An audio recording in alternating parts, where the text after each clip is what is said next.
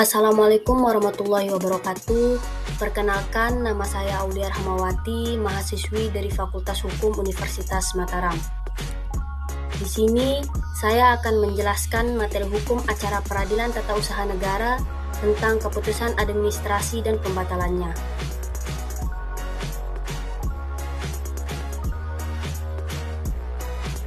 Pengertian keputusan.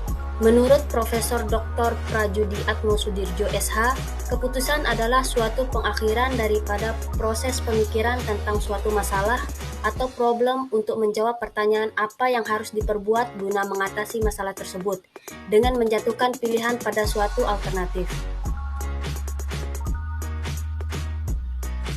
Berdasarkan Pasal 1 Angka 3 Undang-Undang Nomor 5 Tahun 1986 menjelaskan bahwa keputusan tata usaha negara adalah suatu penetapan tertulis yang dikeluarkan oleh badan atau pejabat tata usaha negara yang berisi tindakan hukum tata usaha negara yang berdasarkan undang-undang yang berlaku, yang bersifat konkret, individual, dan final, yang menimbulkan akibat hukum bagi seseorang atau badan hukum perdata. Unsur-unsur keputusan tata usaha negara. Yang pertama, pernyataan kehendak sepihak secara tertulis. Yang kedua, dikeluarkan oleh pemerintah. Yang ketiga, menimbulkan akibat hukum. Yang keempat, berdasarkan peraturan perundang-undangan yang berlaku. Yang kelima, bersifat konkret, individual, dan final. Dan yang terakhir, seseorang atau badan hukum perdata. Selanjutnya, macam-macam keputusan. Yang pertama, keputusan deklaratoir dan keputusan konstitutif. Keputusan deklaratoir adalah keputusan yang tidak mengubah hak dan kewajiban yang telah ada, tetapi sekedar menyatakan hak dan kewajiban tersebut. Sedangkan keputusan konstitutif adalah putusan yang memastikan suatu keadaan hukum, baik yang bersifat meniadakan suatu keadaan hukum maupun yang menimbulkan hukum baru. Yang kedua, keputusan yang menguntungkan dan memberi beban. Keputusan yang menguntungkan artinya keputusan itu memberi hak atau memberikan kemungkinan untuk memperoleh sesuatu tanpa adanya keputusan itu tidak ada, atau bila mana keputusan itu memberikan keringanan beban yang ada. Yang ketiga, keputusan en malik dan keputusan permanen.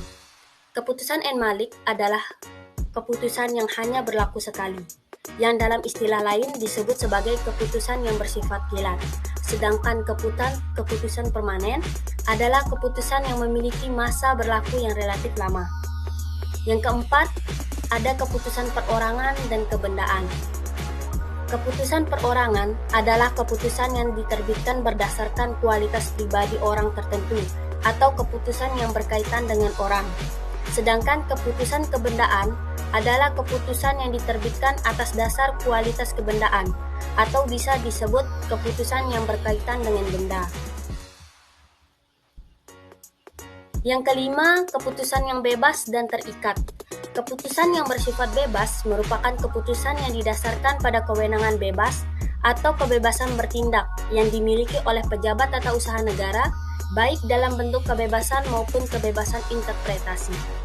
Sedangkan keputusan yang terikat, artinya keputusan itu hanya melaksanakan ketentuan yang sudah ada tanpa adanya ruang kebebasan bagi pejabat yang bersangkutan.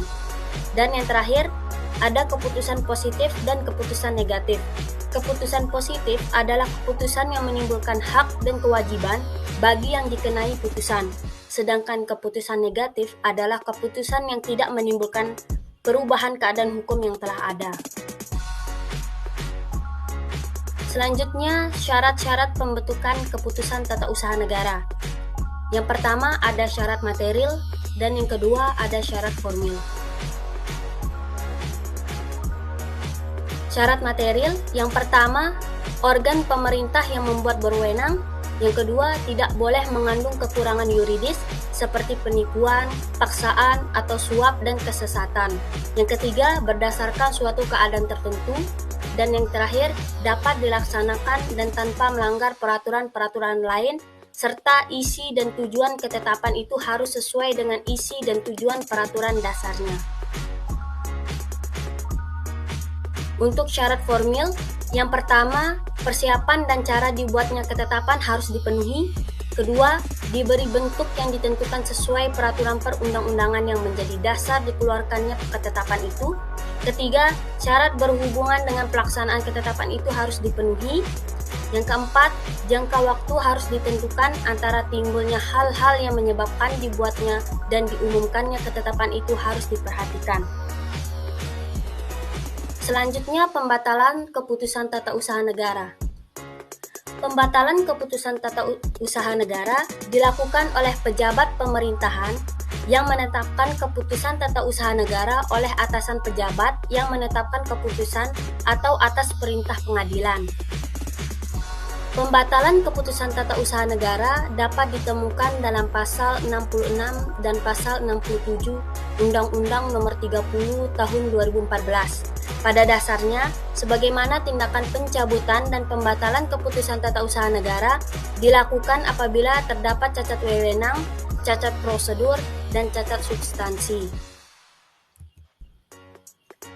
Sekian materi yang bisa saya sampaikan. Kurang lebihnya mohon maaf. Terima kasih sudah menonton. Wassalamualaikum warahmatullahi wabarakatuh.